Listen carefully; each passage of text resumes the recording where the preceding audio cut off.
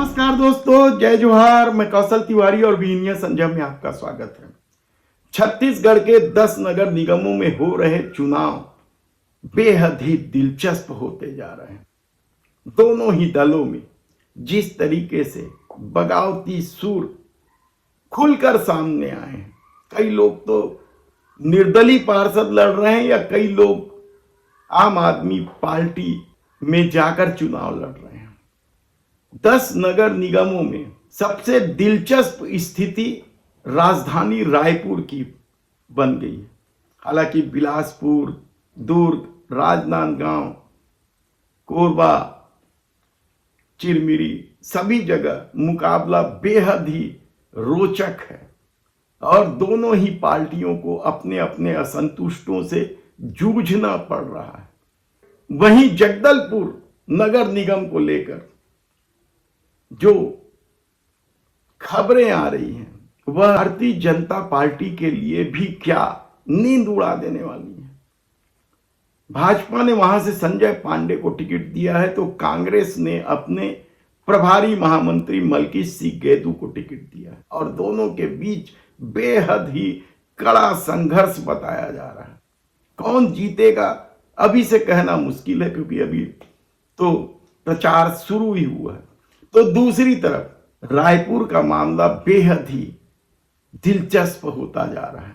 पिछले 3 चुनाव से भाजपा यहां जीत के लिए तरसते रही और कहा जाता है कि भारतीय जनता पार्टी विधानसभा और लोकसभा का चुनाव तो बड़े आसानी से जीत जाती है, लेकिन निगम चुनाव में वह कांग्रेस से मुकाबला नहीं कर पाती है, हार जाती है। इस बार भी क्या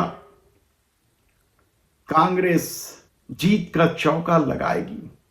यकीनन, क्योंकि जिस तरह की खबरें आ रही है वह भारतीय जनता पार्टी के नेताओं के लिए नींद उड़ाने वाली है।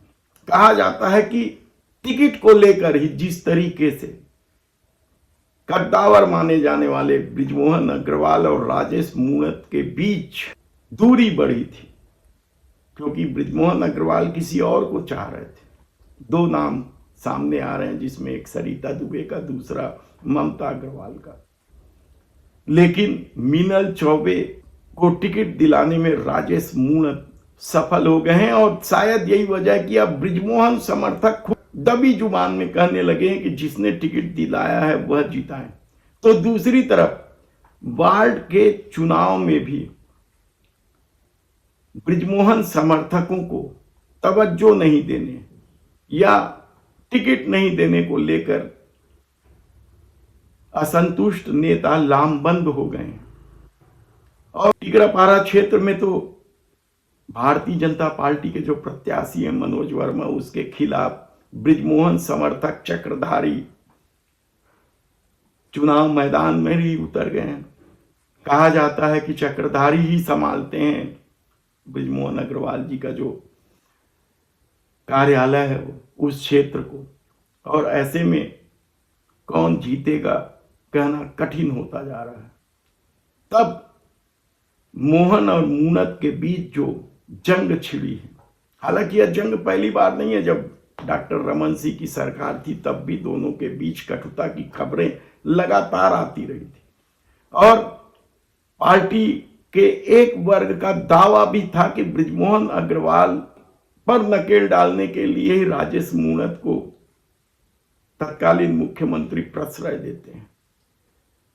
और अब इस दौर में विष्णुदेव साय की सरकार बनने के बाद जिस तरीके से बृजमोहन अग्रवाल की उपेक्षा हुई है, उन्हें राज्य की राजनीति से बाहर का रास्ता दिखाया गया है, उसके बाद क्या एक बार फिर भारतीय जनता पार्टी यह सीट गंवा देगी? क्योंकि कांग्रेस ने जिसे प्रत्याशी बनाया है दीप्ति प्रमोद दुबे निगम की राजनीति के माहिर खिलाड़ी माने जाते हैं।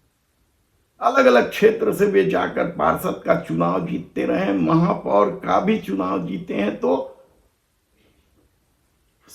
सभापति भी रहे। और कहा जाता है कि प्रमोद दुबे की राजनैतिक शैली से कांग्रेस के कार्यकर्ता खुश भी रहते हैं। और यही वजह है कि जब कल ही कुछ रथों को झंडी दिखाई जा रही थी तो कांग्रेस के कार्यकर्ता झूम झूम कर नाच भी रहे थे। वे इस तरह से नारेबाजी कर रहे थे जैसे वोटिंग के पहले ही कांग्रेस जीत चुकी है। तो जो खबरें भी आ रही हैं कि प्रमोद दुबे अपने पुराने वार्ड जहां वे पार्षद रहे वहां जा रहे हैं, जिस तरीके से डिप्टी प्रमोद दुबे का स्वागत हो रहा है वह भी भाजपा खेमे के लिए बेहद ही चिंता का सबब बन गया है। दरअसल कांग्रेस में भी असंतुष्टों की कमी नहीं है। जो पूर्व पार्षद रहे हैं जसबीर सिंह ढिल्लन, बंटी होरा, समीर अख्तर, आकाश तिवारी और भी नाम है, पन्ना साहू, जो कांग्रेस से बागी होकर चुनाव लड़ रहे हैं।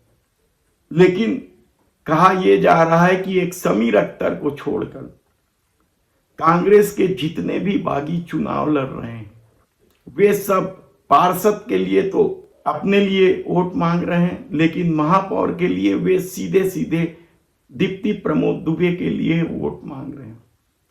यानी कांग्रेस खेमे से तो जो वोट मिलेंगे ही मिलेंगे, निर्दलियों की तरफ से भी जिस तरीके से डिप्टी प्रमोद दुबे के लिए प्रचार हो रहा है या वोट मांगा जा रहा है, उससे क्या कांग्रेस का अब चौका लगाना आसान हो गया है।